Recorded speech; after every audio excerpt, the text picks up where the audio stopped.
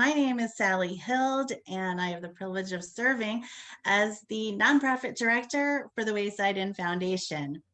And I've really been looking forward to this event, as I hope you have, because this program is the first official event of our diverse programming initiative.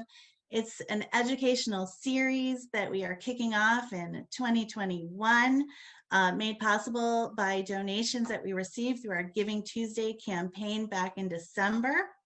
And we are very grateful for the donors who have given us this opportunity to broaden our annual programming and to grow our audience. And we're so pleased to have as our speaker tonight, Ben Remillard, who is here to talk about his research. And I have a little bit of housekeeping to go over before I introduce our trustee, Katina Fontes, who will then introduce Ben.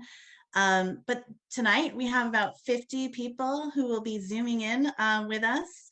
And we would like to ask if you could please turn off your video screens. We do have your mics turned off as well, but we want to encourage you to please, any questions you might have or comments, please put them in the chat. The chat, for those who are newer to Zoom, is located in the bottom center, most of the time, bottom center of your screen. Just leave your message there. And at the end of the program, I'll do my best to ask the questions of Ben at that point for you. Let's see, and we will also be recording this program too, so that we can watch the program later and have it for our archives.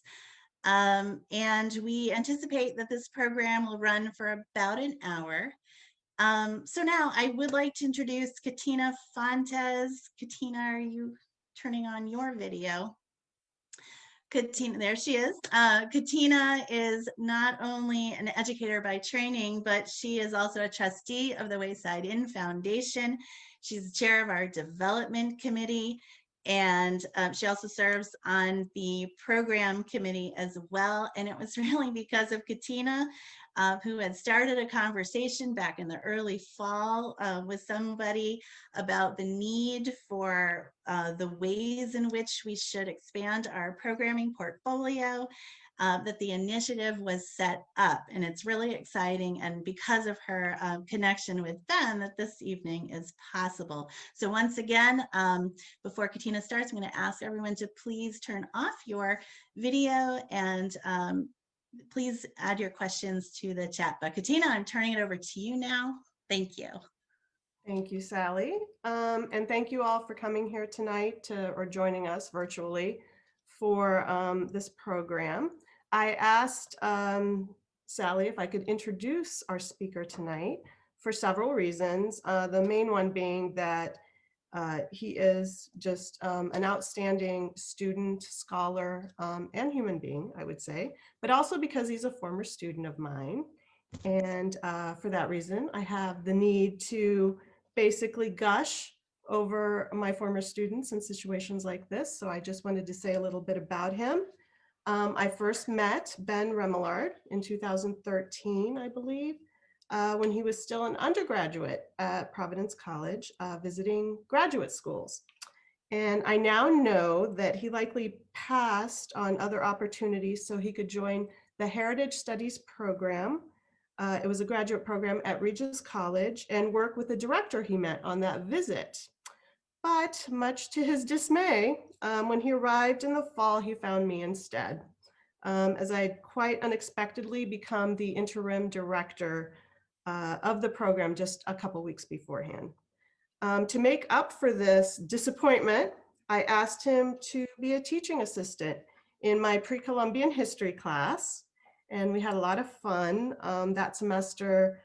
We learned a lot from each other, I think, as we spent hours kind of collaborating and brainstorming, and we got into deep discussions about our shared interest in collective memory and memorialization, which is something I believe he will touch upon tonight. And while at Regis College, Ben quickly rose to the status of what I would say is like a rock star. The faculty were impressed by his curiosity and work ethic, myself included, and his fellow graduate students really saw him as a friend and a confidant, and looked up to him as a role model because of his work ethic. After receiving his master's degree in heritage studies, he went on to teach and work at Mass Bay Community College and Regis, and received a second master's degree. I'm not sure when he found the time to do that. But then in 2018, he entered the PhD program in history at the University of New Hampshire. Knowing Ben's skills as a scholar and a speaker, and his past work on Native American memorialization, and his current research focus on Revolutionary War veterans of color, I knew he would be the perfect speaker to kick off the Wayside Inn Foundation's new diverse programming initiative. Tonight, he will share with us some of his research as it relates to Sudbury's Revolutionary War Patriots of Color. As the first of many speakers and scholars we plan to bring to our site to in the future, now and in the future, to help us uncover the full history of the Wayside Inn. So without further ado, I will turn this over to Ben. Oh, thank you so much. I'm going to just switch this over, share my screen.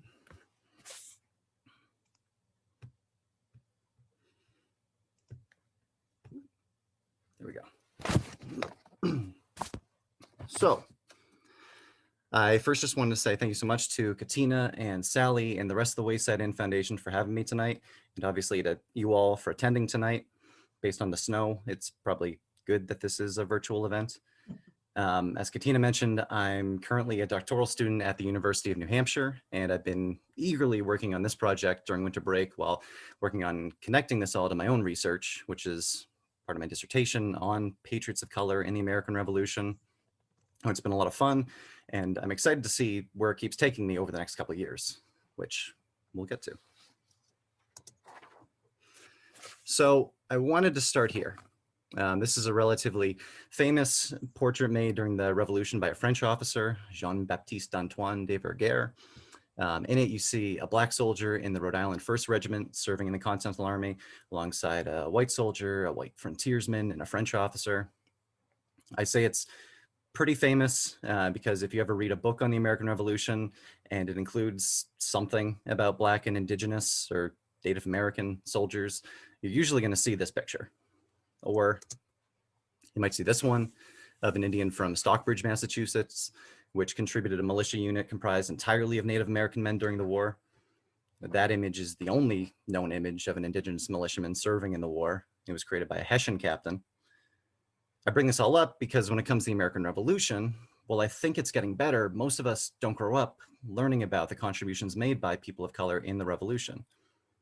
In my own experience, what I recall the most is a lot being made of someone like Crispus Attucks, who is remembered as being a Black man, though it appears his mother was Wampanoag, so he was actually a man with a multiracial family history. And he's often remembered as the first person killed in the American Revolution during the Boston Massacre. And part of this problem of not really learning about and teaching about people of color in the Revolution comes from the fact that even just a few decades after the American Revolution, there were Americans, including many politicians, who had no idea that thousands of men of color served in the Revolution. One abolitionist, William Yates, noted that when better means and opportunities of investigation existed, that is during and immediately following the war, that the attempt was not made to preserve a record of their services and sufferings. While people of color have remembered that revolutionary service, and many of them have carried on that history since the Revolution, something which I'm looking at in my own research, my dissertation, it's really not until the 20th century that you see a wider range of scholars unpacking what those soldiers' experiences were like, as well as more research on individual soldiers and trying to get these biographical sketches of their lives and what those experiences can then tell us about US history and the role that people of color had in shaping that history. And we can talk more about that in the Q&A. But what I'm going to do now is to start narrow by zeroing in on Sudbury and then using those elements to talk about the more big picture parts of the war and how soldiers of color fit into that world.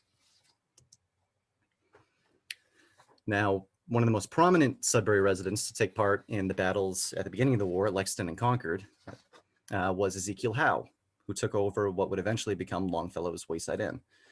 He took it over from his father a few decades before when he was in his 20s. Now, as an innkeeper, Howe would have had easy access to information being spread to the other inns and innkeepers regarding the developments leading up to the revolution. This includes things like what's going on in Boston, like troop movements, like military rumors. He also would have been quite familiar with militia days, which were as much a social event as they were a military one, where the men of the town would get together and practice with their weapons and their units. And over the course of Howe's life, he'd be involved with the military himself a number of different times. During the 7 Years' War, what we previously would have referred to as the French and Indian War, he was a clerk for the Second Company of Foot and provided supplies for British General Amherst. In 1760, he was rising through the ranks, becoming a first lieutenant, and by 1776, he made it all the way up to the rank of full colonel. And as an innkeeper and officer in the militia, he was able to access some really important resources that could train Sudbury's men heading into the revolution. This includes, for instance, in 1774, when he obtained munitions for the town. So when the first shots at Lexington and Concord are fired on April 19th, 1775, Howe was in a pretty privileged and knowledgeable position. And when that violence at Lexington and Concord does break out, when you have what many consider to be the official start of the War for Independence, Sudbury doesn't have any men of color who we know of who served that day. On its face, this shouldn't come as much of a surprise, given that Massachusetts' militias largely deprived men of color, both free and enslaved, from participating in militia drills. This has usually been explained by historians to be a result of white people fearing what might happen if they armed Black and Indigenous residents. And that's in fact one of the fears in some towns on April 19th, that once all the white militiamen leave for Lexington and Concord, the fear is that Black men will come and murder all the women and children who were left behind. Does this happen? Of course not. But throughout history, that's often been a fear that came with enslaving people. So when white Sudbury commanders like Thaddeus Russell, like Aaron Haynes, like EZEKIEL Howe responded to that shot heard around the world on April 19th, they might have been surprised to see more than 20 men of color who fought at Lexington and Concord alongside the white militiamen from other towns. Men like Prince Estabrook from Lexington, James Arcules from Dedham, Caesar Ferret and his son John from Natick. So we have to ask, what's going on here? Usually when you're looking at early US history, there's this direct relationship between the number of enslaved people and the number of laws limiting the rights of people of color. So as more people are enslaved or brought into a colony or state, the more laws you're usually going to see that related to people of color, both free and enslaved. And New England followed this pattern as much as any other region in US history. We know that Massachusetts colonists began capturing and owning slaves no later than 1637. That date marks the middle of the Pequot War, when multiple New England colonies went to war with the Pequots in what is now Connecticut. It appears that many of the indigenous boys and young men who were captured in the war were sold off to very far away places like Bermuda, while many of the enslaved women and children were kept in New England. At the latest, by 1638, you have the first African slaves being bought and sold in New England. And there end up being all these laws passed across the region that specifically targeted people of color in the colonial period. Laws that restricted their movement at night, laws that barred them, for example, in New Hampshire from buying alcohol or in Rhode Island from purchasing weapons, marriage laws that banned weddings between white people and people of color. You see things like the segregating of church pews. So often when we think of Jim Crow laws, the laws that the South passed after the Civil War that legally segregated free Black people away from whites, we associate them with the South, but really they get their start in the North. So as an example, in 1652, you see an attempt to clarify the rules relating to the militia, where Massachusetts Bay allowed, and in fact demanded, that all Scotsmen, Black, and Indigenous men who were either living with or servants to the English had to train with the militia. But they then actually reversed this pretty quickly. By 1656, they reversed this. And eventually, over the next couple decades, every New England colony forbids people of color from practicing with the militia. Now, in 1707, because they felt like people of color were not contributing to the welfare and defense of the colony, rather than mandate that they get military training, Massachusetts demanded that all free, able-bodied Black men still had to show up to alarms and militia days, and they would still have to take orders from the men in charge of the militias, but they were most often tasked with performing manual labor on the militia days, doing things like working on highways, rebuilding walls, things like that. The exact wording of the law is that they were at the very least required to do service equivalent to trainings. What's so interesting, though, is that when you talk about early American history, just because you pass a law doesn't mean it's always going to be followed and enforced. And that's what makes the military side of things so interesting. Now, this picture reimagines Paul Revere's famous image of the Boston Massacre. One of the most important differences being that it puts Crispus Attucks right up front. And I bring this up because people of color have always been affected by the military in American history. Now, in the formal British military, for instance, there wasn't always the same limitations on Black men serving or becoming soldiers. And right through the American Revolution, you see both Indigenous and Black men either fighting alongside or for the British Empire. What I think is especially interesting is that by the 7 Years' War, which would be fought from 1756 to 1763, is that in that fight between Britain and its Indian allies and against French Canada and its Indian allies, you not only have Black and Indigenous men fighting for the British, some of those men go on to fight in the American Revolution with the Patriots as well. And those men really ran the gamut. Some were free, some probably signed on as substitutes for white men, some were enslaved and earned their freedom in return for their service. They came from many different walks of life. There was Groton, Massachusetts' Barzillai Lew, who was probably only about 17 when he enlisted during the 7 Years' War. He enlisted with Continental Forces during the Revolution and became a fifer. By the end of his life, he ended up having 13 children, all of whom apparently played instruments like their father. And the story with them is that they even toured around New England together as a full band, which I think is pretty cool. For an Indigenous example, there was Jonathan Ockham, the brother of the famous Mohegan preacher and missionary Samson Ockham. Jonathan served both at the outbreak of the 7 Years' War as well as for the duration of the American Revolution, enlisting within just a few weeks of Lexington and Concord. So at the very least, just because there was a tradition of excluding people of color from militia and military service, when the going got tough, both the British and the Continental Forces were not going to thumb their nose too much when these patriots of color showed up to serve, which brings us back to Lexington and Concord.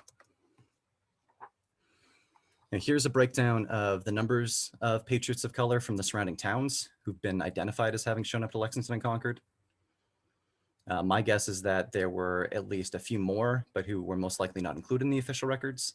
And the researcher who in fact came up with these figures in an edited volume from the early 2000s, George Quintal, he believes at least 40 men of color most likely served that day in a military capacity.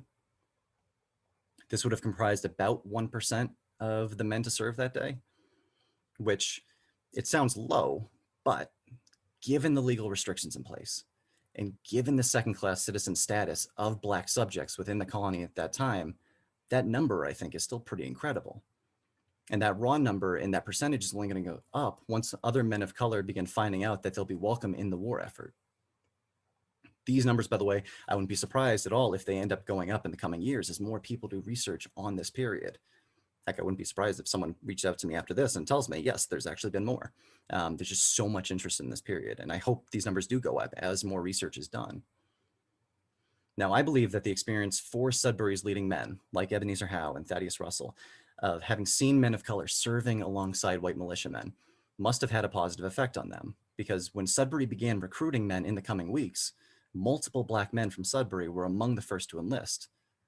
And this is going to be a big priority for Howe because his main responsibility during the war seems to be that he was responsible for coming up with the muster rolls, for recruiting men to fight for the Patriot cause, for evaluating those men who could contribute to the war. And that could be a difficult task because both the Continental Congress and the states would struggle to create a fully formed army throughout the war. I mean, they were basically starting from scratch, after all. Now, this difficulty may have contributed to the fact that Ezekiel Howe, citing ill health, resigned from the military in 1779 at the age of 58 years old. But Howe was a man, like Howe, going to fill his required quotas. And one way would have been to target his community's men of color, both Black and Indigenous. And there are good records of some of these men who signed on to fight. The Daughters of the American Revolution believe, at the very least, to give you just their names right now, from Sudbury, and what would later become East Sudbury, you have Jacob Speen and Cuff Nimrod, both of whom enlisted within 2 weeks of Lexington and Concord, Porter Cuddy, Nicodemus Gigger, Fortune Homer, Samuel Ephraim. And there's some sources that go into these men more specifically, most especially Quintal's book. He dives into a couple of them. But before I go into just some of the details on them, we have to look at the big picture again and see what that movement to recruit soldiers of color looked like, how successful it was, and to ask, why might they have wanted to serve in the first place?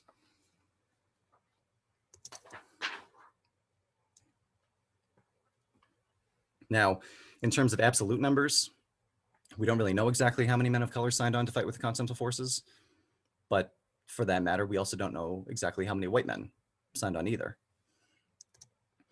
Overall, though, you're probably looking at somewhere between 175,000 to 250,000 men on the Patriot side serving altogether, and that's a range that includes the militias. Something that's even higher than that. Of those men, somewhere between 5,000 to 7,000 were men of color. The Daughters of the American Revolution have identified about 6,600 who they think were patriots of color. Personally, I think even this number is low because it's based on limited records. And the fact that when men of color were recorded on things like muster rolls and when they enlisted, their race wasn't always accurately recorded. So it's tough, not to mention all the records that have been lost over the years. But in terms of what drew those men to the military, it really varied, just like today. There were a whole host of economic and political and social motivations for why men might sign up and serve with the Continental Forces. And those reasons are really going to vary from person to person, town to town, state to state. One of the main motivations historians have focused on is that fighting for one side or the other might bring an enslaved man his freedom. And this is something that could be found on either side of the conflict, under both the British and the Americans. And to be sure, there were thousands of enslaved people, men, women, and children, who win their freedom by escaping to the British during the war, not the Americans.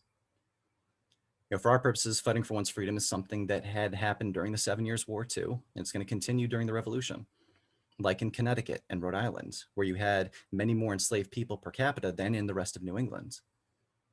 And this is something that caused a lot of debate, because first off, many white leaders were nervous, not just about having enslaved men enlist, but even having free men of color enlist. Washington went back and forth with the Second Continental Congress about this between 1775 and 1776, where it takes some convincing before even free Black men are officially allowed and encouraged to enlist. This has been especially well documented for Rhode Island, where there was this very short-lived plan in 1778, where the legislators wanted to create an entire regiment made just of Black men, a segregated unit commanded by white officers. The plan there was that if an enslaved man was willing, he would sign up to fight for Rhode Island in the Revolution, in the 1st Rhode Island Regiment.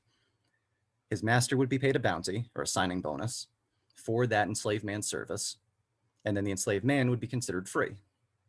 In terms of my own research, I really like focusing on some of those men like Henry Tabor, who was born in Africa, enslaved, brought over to Rhode Island as a slave, and when the Revolution was underway, he had the opportunity to earn his freedom. And so his master, the judge, Constant Tabor, allowed him to leave once Constant got that signing bonus. Henry served. He was sometimes paid for his time in the military. He earned his freedom. He moved to Providence. He married, and he eventually became a leader in the growing Black community there. Now, there would be other efforts to do similar projects, including in South Carolina, where there was a plan to arm about 3,000 enslaved men. But in that case, there was just too much pushback from white slave owners. So those men stayed enslaved and largely off the battlefield. Free Black men also signed on, though, and they were eligible to receive that pay and those bounties directly. And those men might come from all walks of life. In some of the more descriptive muster rolls, you see details like those men's age, their height, their occupation, their rank. For most, you'll see pretty common occupations, including that they might have been a farmer or a laborer working for other people. Sudbury's Samuel Ephraim, for instance, listed himself as a farmer. Other times you get more specific trades, like Charleston, Massachusetts' Cato Newell, who signed on in May of 1775 and who was a baker. Or Nathan Weston, a Black man who was born in Reading, Massachusetts, who was listed as a carpenter. Or you can look at Barzillai Lew, who previously served in the 7 Years' War and who, by the time he signed on in May 1775, was listed as a cooper. And those various skills most likely would have been put to good use in the army, raising fortifications, doing labor around a camp, but not always. Barzillai Lew, for instance, despite being a cooper, remember he had the rank of being a fifer. That was the skill he was most employed for by the Continental Forces. And as a musician, he would have been responsible for relaying messages from officers to their troops on the battlefield, indicating directions, advances, and retreats. Those musicians were then paid not just their base pay, but they were also paid additional money for maintaining those instruments, which could then be used after the war to make even more money, should those men choose that more artistic path, men like Barzillai Lou. And this gets into another reason why men might fight. It might be for an economic opportunity. Because anytime you talk about war, it's not just about patriotic duty and valor. Sometimes men go to war because it offers a steady paycheck, or it's the enlistment bonuses that really draw men in. Over the course of the war in Sudbury, like a lot of places, they offer some pretty substantial bounties because they really needed men to enlist so they could meet their quotas for the state. In 1777, that bounty was 20 pounds. In 1778, that more than doubles. According to the History of Sudbury written by Alfred Hudson in the 19th century, that amount jumped to 300 pounds apiece to enlist 13 men just for 9 months. Occasionally, like in 1780, the town would encourage men to enlist with the promise of cattle. In 1781, they approved 15 pounds of specie or hard currency rather than paper money for those men who might enlist for 3 years. So you can see the economic influence there. And though many soldiers had issues getting paid what they were owed over the course of the war, the Army at least provided a chance of a regular paycheck, in addition to those sizable bounties that they could earn from the Continental Congress or their states or their towns. So, what about Sudbury's Patriots of Color? Now, following those battles at Lexington and Concord on April 19th, 1775, you see some men of color enlist almost immediately for Sudbury. And when they enlist, they're serving in integrated units alongside white soldiers and under white commanders. And I mention this because it's not until after World War II that you're going to see truly integrated forces again on a large scale. Earlier, I mentioned Jacob Speen and Cuff Nimrod, both of whom enlisted to fight within 2 weeks of Lexington and Concord. Both of them served under Sudbury's captain, Thaddeus Russell. Porter Cuddy, another black man from Sudbury, similarly enlisted, though not until a bit later in May. And he served under Sudbury's Aaron Haynes.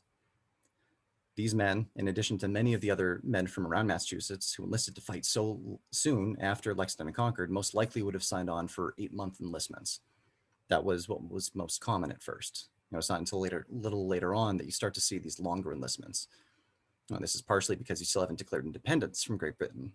That won't happen for another year. So there's no real systems in place to have those men sign on 4 years at a time. There's no guarantee that they'll be able to pay them over that span of time.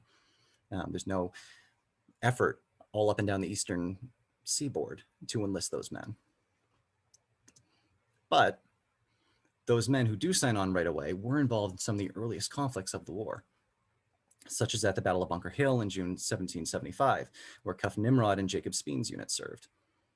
And due to this being over 250 years ago, we don't have a lot of records of those men's specific actions that day.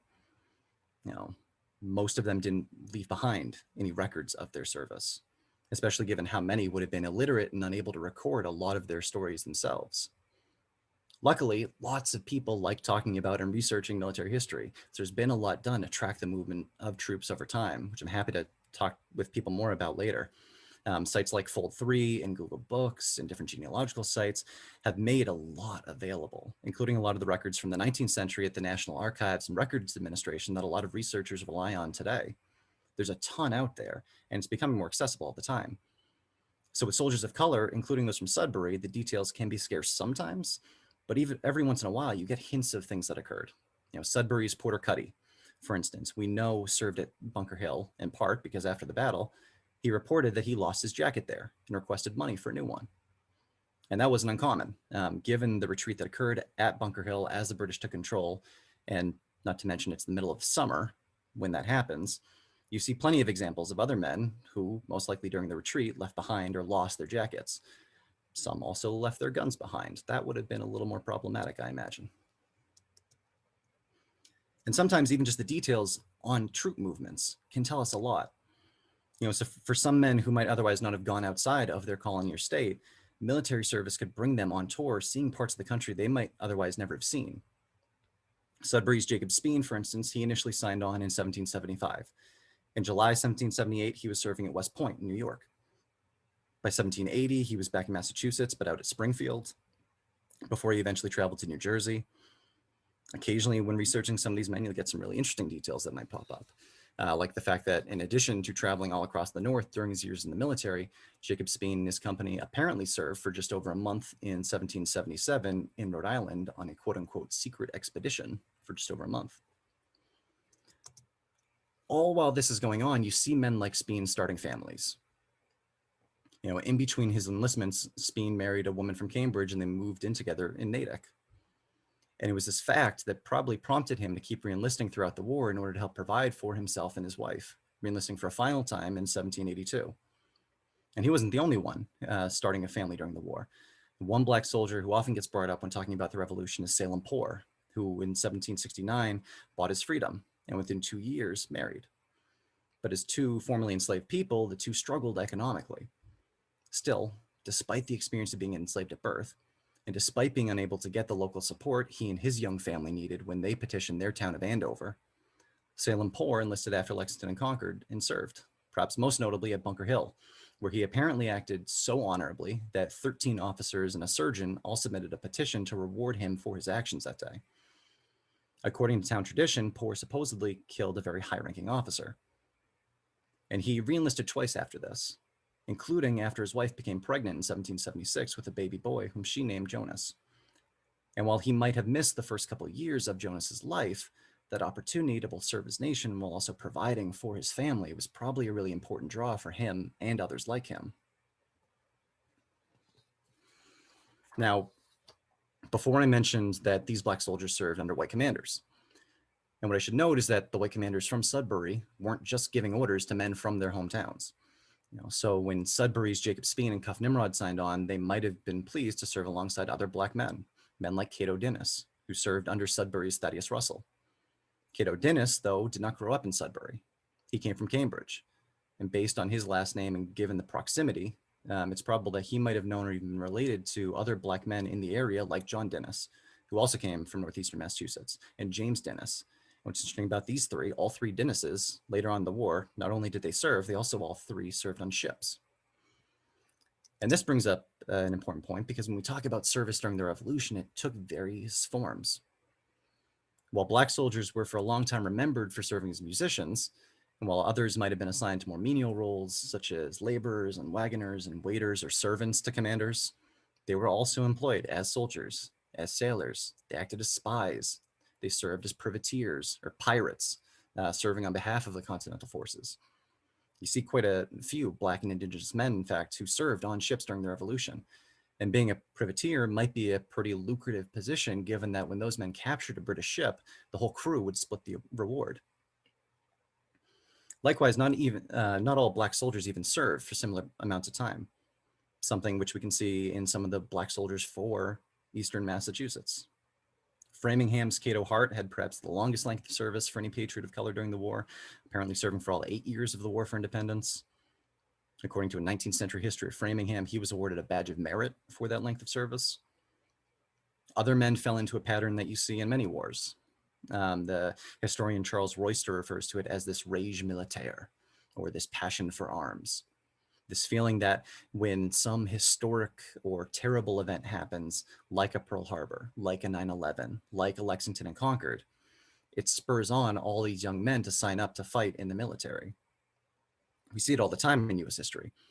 And if you look through some of the troop totals, these estimates of the size of the military over the course of the war, the combined strength of the Continental forces and militias were at their peak in 1775 and 1776. After a while, though, that passion, that rage militaire, subsides. Those numbers decrease. Sudbury's Cuff Nimrod seems to have fallen into the pattern that many men, white or otherwise, fit into, where they might have enlisted in those early, fiery, inspirational days of the war, but after a short time returned home. For him, it was more important to settle down and achieve a sense of stability in a time of instability. We get the best impression of that for him when, after returning home, he eventually marries Alice Kent of Natick on January 14, 1779. Some, of course, were not so lucky. They couldn't return home. They couldn't settle down. They couldn't enjoy the fruits of their labor in helping create the United States. Such is the case for Fortune Homer, another patriot of color from Sudbury. He was someone who signed on early in the war, but by April 18, 1777, he died. And that in and of itself is important to remember, that those patriots of color faced all the same risks and need to be remembered in the same light as any other patriot. Now, as for Indigenous men, pictured here is the Mohawk leader most commonly known as Joseph Brant, who rather famously led the Mohawks who served alongside the British during the Revolution. And even in a lot of textbooks today, when they talk about Indians in the American Revolution, they're most often associated with the British. I've read multiple history textbooks that don't even make note of the fact that Native Americans also fought alongside the Continental forces. Now, for a while, many tribes tried to either stay neutral or they attempted a sort of middle ground approach, where they played the British and the Continentals off of each other, benefiting themselves in the process. As the war goes on and more communities start getting wrapped up in the conflict, though, that's going to change. And many communities fail to stay out of the war. Even those who might start out neutral in many cases, many, though not all, end up either splitting amongst themselves over what to do, or they go over to one side or the other.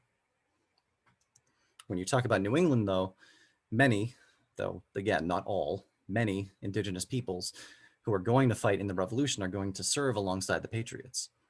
Narragansetts, Nipmucks, Mohegans, different Wabanaki peoples, and many more, all sent men to serve.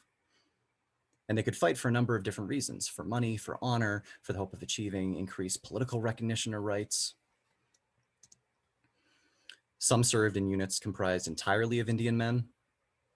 This included the Stockbridge militia mentioned earlier, which featured Christian Mohicans and Wappingers and others. You also see something similar with some of the Wabanaki men who served, where men like Nicholas Hawawas, an Indigenous man from the Dawnland, what became the state of Maine, he was a lieutenant and led a company of Indigenous men. And decades later, he still held on as a souvenir from the war, a French musket, as well as a sword he claimed was given to him by George Washington. In terms of Sudbury's Indigenous contribution to the war effort, you can look no further than Samuel Ephraim. Now, Ephraim didn't enlist until early on in 1781, and he's technically enlisting for East Sudbury. And I know East Sudbury and Sudbury split in 1780, and in the 19th century, East Sudbury eventually became Wayland. Given the fact that Ephraim probably spent his youth growing up in the area, though, and most likely in that town of Sudbury, I think it's fair to at least associate him with that larger community in the Sudbury area, given that the split just happened there less than a year before. Now, he was only 17 years old that year when he enlisted, which is probably why it took him so long to enlist. He was most likely influenced by some of his male relatives. And this is something that we see across New England, that when you see groups of Native American men joining, many of them are family members. One example of this is the Narragansett Harry family, which enlisted 6 men with Rhode Island. James and Abraham Simons, 2 other Narragansett men, and brothers for that matter, both first signed on together in Connecticut. Another example of brothers, you see 2 of the Mohegan preachers, Samuel Ashbow's sons, enlist into the Connecticut regiments early on. One of them, Samuel Jr., was killed during the Battle of Bunker Hill and is believed to be the first Native American man to die in the War for American Independence. And as this happens so many times in US history, some families lost multiple men in the war. Rebecca Tanner, for instance, was a Mohegan widow who lost all 5 of her sons during the Revolution. Now, that influence of family members, I think, is really important, because a century before, in the 1670s, you had what's known as King Philip's War, or Metacom's War. And it was this massive war across New England between various Indigenous peoples and the English colonists. The war itself was pretty devastating on all sides, especially given how many Indigenous people are sold into slavery following the war. And there's long been this perception that once Metacom's War is over, that Native Americans sort of magically disappear from New England. I've had students, for instance, who have thought that Native Americans don't exist anymore in the US, let alone in New England. But while they may not have had the same political influence or organization from a colonial point of view, they very much still existed. And aside from the political petitions and other documentation of their continued importance in the region, for our purposes, you see their endurance when you talk about kinship networks, the social and cultural and family ties that were incredibly mobile and continued for centuries. And they're strengthened in part by New England's growing population of Black residents, where you begin seeing a lot of marriages between Black and Indigenous peoples from the 18th century forward. Now, some of these Indigenous and multiracial communities clustered around certain spots, like what are now Natick and Grafton, Massachusetts, and their surrounding areas. because that's where the colonial government and the preacher John Eliot set up two of the biggest missionary settlements for Indians in Massachusetts. And it's from around these two spots that you see men enlist who are most likely relatives of Sudbury's Samuel Ephraim. Simon Ephraim, who enlisted for Natick, enlisted on May 6, 1775, just a few weeks after Lexington and conquered. Ebenezer Ephraim is listed as enlisting at Natick and Worcester. Abel Ephraim did the same for Hopkinton. So it's fair to guess that when Samuel Ephraim saw these older Indigenous men enlist, it was probably a big influence on him to do the same when he was old enough. Though not long after enlisting in February of 1781, Samuel was shipped out to West Point with the rest of the 2nd Massachusetts Regiment. At that point, he might not have been able to live out any dreams he might have had at battlefield glory, though, because by that point, the war had largely moved south. And in October of 1781, the main British commander in the colonies, Lord Cornwallis, surrendered, effectively ending the war in North America. Because the Peace of Paris wouldn't officially end the war until 1783, though, men like Ephraim were still on the hook for their contracts until they were discharged.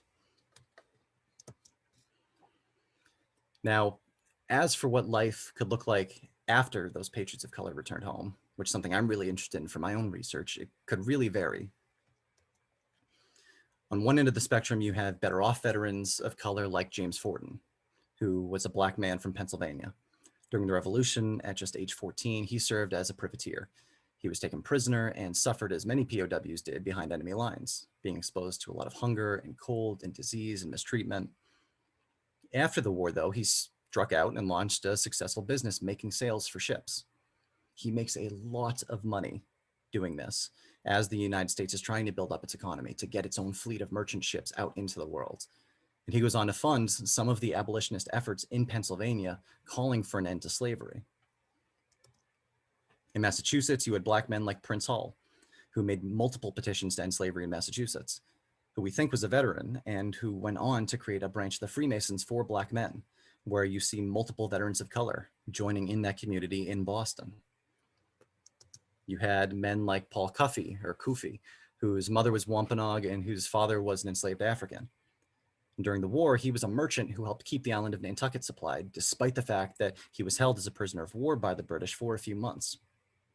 After building up his business after the war, he's probably best known for his involvement in one of the plans to return free Black Americans to Africa, trying to set them up in a colony in Sierra Leone before he dies. Many of soldiers returned home and did what they did before the war, most often working as farmers and laborers. Others, though, moved, looking for good or better opportunities, which included moving to urban ports in cities like Boston, like Providence, like Newport, where you see these growing Black communities, ones where those now veterans of color helped create new support in the form of aid societies and churches and even schools. Others, though, found appeal in Vermont, which was founded in 1777 and was incredibly vocal about wanting to be a free state without slavery. And though there are records of slavery continuing there after its founding, formerly enslaved Black men like Jeffrey Brace, who served in both the 7 Years' War and the Revolution, someone like him could find hope in a place like Vermont. Most of the Indigenous veterans I've researched decided to return home to their Indigenous communities. Some, though, left to create new communities. This includes the attempt by some Southern New England Indians to create a new community for Indigenous Christians in New York called Brothertown. Some veterans, though, fell on hard times. There's a number of incidents across the Eastern Seaboard where enslaved men who served in the military were put back in chains upon returning home. As an example of this, Jeremiah Olney, who was one of Rhode Island's senior ranking commanders during the Revolution, he wrote a petition in 1791 when he found out that two of his former soldiers, Jack Burroughs and Jack Champlin, were still enslaved, 8 years after the Revolution. For an example of soldiers from Sudbury falling on hard times, I have to bring up Nicodemus Gigger. There's some good evidence that Gigger, like so many people of color in the 18th century, was a seasonal laborer who moved from town to town based on the economic opportunities available. And this included being warned out or kicked out once a town thought that person overstayed their welcome. I bring this up because Nicodemus Gigger was definitely warned out from Natick back to Marblehead at one point, which is probably his birthplace. That would have been Natick saying that they didn't want to support him as an impoverished person, so Marblehead would have to instead. And this definitely speaks to the economic opportunities someone like Giger might have hoped to benefit from as a result of serving the war. At one point, he married Beulah Speen.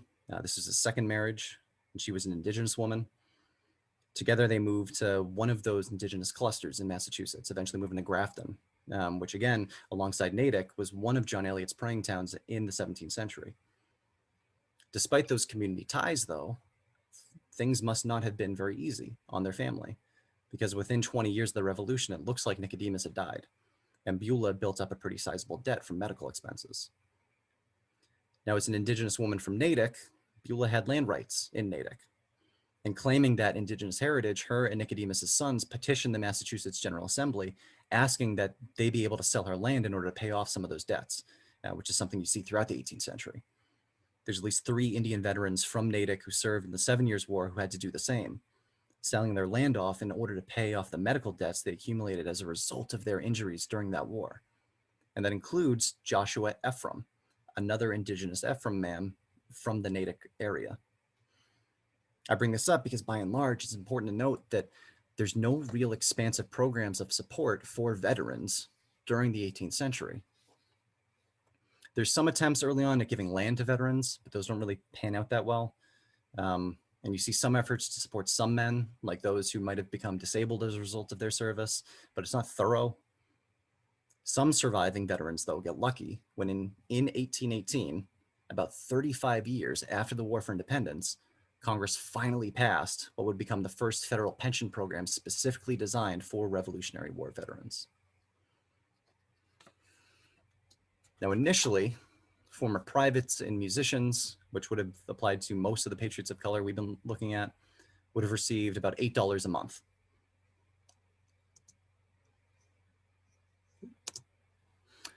And there were some important changes that occurred there with the Pension Act over the years that we won't get into here, but that $8 a month would have been a real lifeline to those men who were unable to work anymore, and especially for those veterans who might not have families who could support them in their old age. And that was a big concern during this period. John Resch, who was a professor at University of New Hampshire, he wrote a book in the 1990s called Suffering Soldiers, where he did a local study examining what life was like for veterans of the Revolution. And he came to the conclusion that compared to those men who fought in the militia and those men who didn't serve, Continental soldiers sired fewer children, they held fewer town offices, they occupied a lower economic bracket, and as they aged, they slipped farther and more rapidly down the economic ladder. And that in the end, he says, military service had disadvantaged the Continental Army veterans that he examined. Now, from my own research at the Massachusetts Historical Society, I've seen this in the poorhouse records of Boston's Overseers of the Poor. As time goes on, you see quite a few veterans of color ending up in the almshouse, either by themselves or with their families, that some had a very difficult time supporting themselves in their old age. So the 1818 pension would have been very crucial to try and reverse that trend. The receipt I have here, which you can view for yourself on sites like Fold 3, show that Caesar Updike earned a pension in 1818. And he was a formerly enslaved man from Rhode Island who had both Black and Indigenous heritage. He's someone who Rhode Islanders would have referred to as a musty man. And over the course of his life, he was enslaved. A decade after the Revolution, he and a dozen other veterans of color had to petition for the back pay that was still owed to them from their service during the war. His house burned down at one point. And when he applied for that pension, one of his neighbors acted as a witness, testifying that Updike was an industrious, hardworking man, but that in consequence of his blinding, the veteran was incapable of supporting himself in old age. And less than a year after being granted that pension, he passed away. So even after winning his freedom, even though he qualified for and received that pension, life was still dreadfully hard. But I should note that even after those veterans pass away, from the 1830s onward, especially, their widows were eligible to receive those pensions. As an example, Henry Tabor, who was a formerly enslaved patriot of color who I mentioned earlier, he earned a pension, and when he died, his widow continued receiving those benefits into the 1850s. So here you had the federal government continuing to live up to its obligations, living up to its promise to its veterans, that if you needed help, the United States was going to honor that service. Now, in closing, I just want to quickly return to that quote that I included at the very beginning, that when it came to the soldiers of color who fought during the revolution, when better means and opportunities of investigation existed, the attempt was not made to preserve a record of their services and sufferings. Now, the most immediate example of this might be that when those veterans of color were applying for military pensions in the 18 teens and 20s, many in government did not know that they had in fact served. During the congressional debates over whether or not Missouri should be allowed into the Union as a free state or a slave state in 1820, which consequently brought up the issue of whether free Black people should be considered citizens of the United States, whether they should get all the rights of citizenships. One of the congressmen from Delaware questioned why Black residents should be given equal rights. Representative McLean argued that nowhere did America's laws and customs give them, Black Americans, the right of participating in all the advantages of society. But it was a congressman from Massachusetts, William Eustis, who actually served as a surgeon during the Revolution, including at the Battle of Bunker Hill. It was him who protested, asking, who could have said to them on their return to civil life after having shed their blood in common with the whites in defense of the liberties of the country, you are not to participate in the rights secured by the struggle or the liberty for which you have been fighting. Now, despite Eustis's protest, it's this sort of collective forgetting that's going to carry forward as more states, both in the North and the South, pass more restrictive laws against people of color. With those Jim Crow laws that were passed in the South after the Civil War that legalized segregation, they're really building in the North during this time, during the 18th and 19th centuries. One good example of this is that Black Americans who met the property qualification to vote could vote across most of the North in the early years after the Revolution. New Jersey is perhaps the best example of this, where they allowed not just white men, but women and people of color to vote too. But like quite a few states, they walked back those rights over time to the point where they extended the vote to all white men, but it came at the cost of restricting Black men as well as women. And that's important to remember, that despite the service of those patriots of color, they were discriminated against. They were excluded from the benefits of American society. They were denied the full rights of citizenship. And what I think I want to end on is this idea that despite this sort of collective forgetting about their service, despite all those disadvantages, people of color have always been a part of the American story. They've always contributed to the United States, including at its founding. And I think we're finally getting to the point where the nation is starting to recognize that history at a much wider level, in terms of research, in terms of books, in terms of memorials, which we're seeing an increasing number of, especially around the time of the bicentennial in the 1970s, and then also more recently. And I think we're starting to get a better context there. We're putting that service and that experience within our broader understanding of American history. And I'm really excited to see what comes out in the future.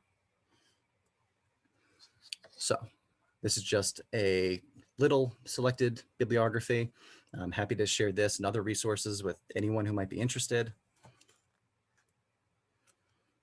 Got my email here, my Twitter handle. If you've got questions, please, by all means, reach out. I've got a long way to go before finishing my dissertation, and especially before I work on turning the dissertation into a book. So I know there's so much more work to be done. So if you want to talk, if you want to engage, I look forward to it. Thank you. Well, thank you, Ben. That was amazing. I was scribbling down notes left and right and everything. And I'm excited to see that there are some questions in the chat. So let me see. I'm going to go back to see. Okay, the first question, is there a record of any women of color serving or supporting informally in the Revolutionary War? Obviously, they could not serve officially at that time. What did they do if yes? Yes. I'm trying to find a book to share. Okay, it's somewhere else. I would definitely recommend checking out Serena Zabin's book on the Boston Massacre. It just came out within the last year or two. Actually wrote a review on it. I really like it. It's a great book. And she looks at this period through more of the lens of families. And she looks at the Boston Massacre as through this like family history. She's looking at the influence of women, people of color, men, as the Boston Massacre as this much more social event than a political event. And she talks about, for instance, women, when they're traveling around the country, when the soldiers are traveling around the country, they're not just moving by themselves. Women are especially important working within camps, helping keep those camps running. There's examples of, I'm trying to think of specific ones. I know during Shays' Rebellion, which happens at the end of the 1780s, you look at the example of Mumbet, who she earns her freedom around this time, and she helps defend her home and her former masters during that time, because there's this fear, there's giant agrarian revolt going on.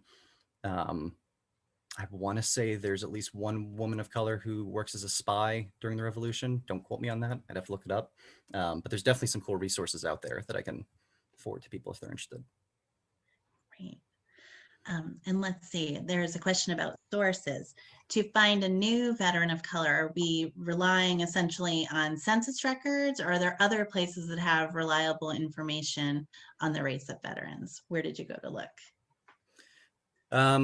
So for me, to just kind of talk about what I do for my research, is I'm really especially interested in veterans of color. So I'm looking at what these soldiers of color are doing after they get out of the military. And the source that I like to turn to the most is the Daughters of the American Revolution, their book that they put together. It's over 1,000 pages long, called Forgotten Patriots. I think that's the name of it. And they go through each state. They've got all these thousands of names, and they've actually come up with the source guide, and you can see the different archives where they found information on a lot of these men. It's a great starting point for anyone who's interested. A lot of it is based on things like the muster rolls, like the enlistment records. What I'm most interested in is the pension records. And these tell a lot about their experiences after the revolution. Especially in 1820, there's this amendment to the Pension Act, where in 1818, they sort of opened up the pension to everyone. If you could prove that you were a veteran during the American Revolution, you could get this pension. And they did this thinking that there was only about 3,000 veterans left alive at that point, but over 25,000 people end up applying, and it nearly bankrupts the federal government. So they've got to walk it back. And in 1820, they make it so that you could only apply for a pension if you're poor. And as a result of that, in a lot of the pension applications from the 1820s onward, you see things like these descriptive lists of these men's possessions, which are really interesting, where they might only have a few dollars worth of things to their name. Sometimes they might be living in their own home. Sometimes it's living with other people. Sometimes it's living with former masters if they were enslaved. And you get a lot of really interesting things there about what they were doing in their interim between the revolution and the 1820s. Again, based on those who are still alive, because so many die in that middle period. And then let's see. So Sue is asking, you mentioned men of color as substitutes. Were they serving in place of a white man or white? Yep. You see this, there's evidence of this in the 7 Years' War and during the Revolution. Most often, I shouldn't say most often, I don't have like a hard statistic on it, but you see this a lot when it comes for enslaved men signing on for either their white masters or family members of those masters. So if they just didn't want to serve, they could send their enslaved person in their place. Or there's fewer examples of it, but there are at least a couple examples of free Black men signing on for white men to meet those quotas. Okay. And then there was a confirmation about the Zabin book, The Boston Massacre of Family History, as an excellent resource. And then Esther is asking, did any of these soldiers get elevated to a high rank? So almost all of them, like the vast majority of them, are going to remain privates, or they're going to be musicians. I know Quintal in his book, which I have a copy of here, Patriots of Color, Peculiar Beauty and Merit. It's really cool. It goes into some of those Black and Indigenous men. He notes at least one Black soldier who achieves a slightly higher rank. You see it more with the indigenous companies of men. So men from the Stockbridge militia or from the Wabanaki peoples who come and fight for Massachusetts, with some of the Oneida men who serve. I had one slide, there was a recent sort of picture or cartoon that was kind of made of Han Yeri and his wife, two kettles together. He was a high-ranking man within his community to begin with, so it sort of made sense that he would have a high rank in the military. And sometimes you get it, like with Nicholas Hawawas, he listed himself as lieutenant in his pension application. And as a result of him being lieutenant and then confirming that, I think he actually gets a higher pay as part of his pension. He doesn't get the $8 a month. I think he gets like $20 a month. Okay. Let's see. The next question. You mentioned some of the reasons people of color serve, but do we have any evidence that any passionately believed in the real cause, freedom from British rule, as opposed to being incentivized by better prospects of freedom? Yeah. So this book, Judith Van Buskirk's African-American, Standing in Their Own Light, African-American Patriots in the American Revolution, she actually identifies a couple soldiers who, after the war, talk about being really proud of their service. It just came out like a year or two ago, and she's looking at some of the same sources as me, some of those pension records. I remember there's one example she provides of a Black man from Connecticut who, there's this issue all throughout the war of men, white and Black and Indigenous, not getting paid what they're owed. There's massive inflation during the war. So when those men are paid with paper money, it's always worth something. And Van Buskirk points out this example of a man she found from Connecticut who he was still waiting years after the revolution for that pay. And his white neighbors in the area liked making fun of him. They kind of thought he was dumb. Like, look at this, you served, you believe this, you didn't even get paid for it. But he was really defensive of it and said, yeah, he would do it again. You see there's an Indigenous man. I really focus on John Harry, who's a Narragansett man, and his witnesses who testify for him during his pension application process. You know, they talk about this man served his country. And it's the duty of the American government now to honor that service. You know, he needs this pension. He deserves this pension. They thought of themselves as patriots. You keep holding up all these books. I want to see your bookshelf there. So much. My wife's getting sick of it. I can imagine. Okay, so we have another question.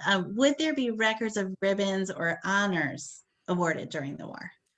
Yeah, there are, especially some of those badges of merit. That's what you see most.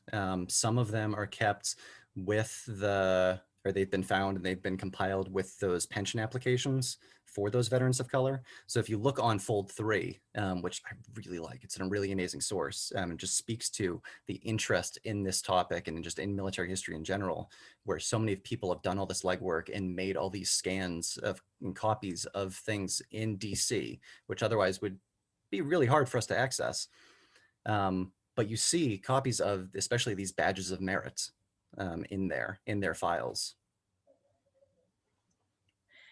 Good. And Ian's asking the question that I was curious about too.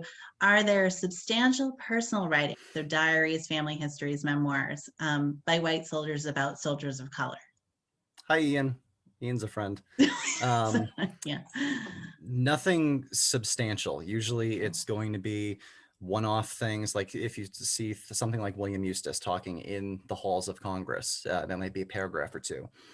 Most often when you're seeing white men talk about men of color, it's when they're acting as witnesses during those pension application processes, when these men of color went down to the local courts, they went before a judge, they're telling their life story, they're proving that they served in the military.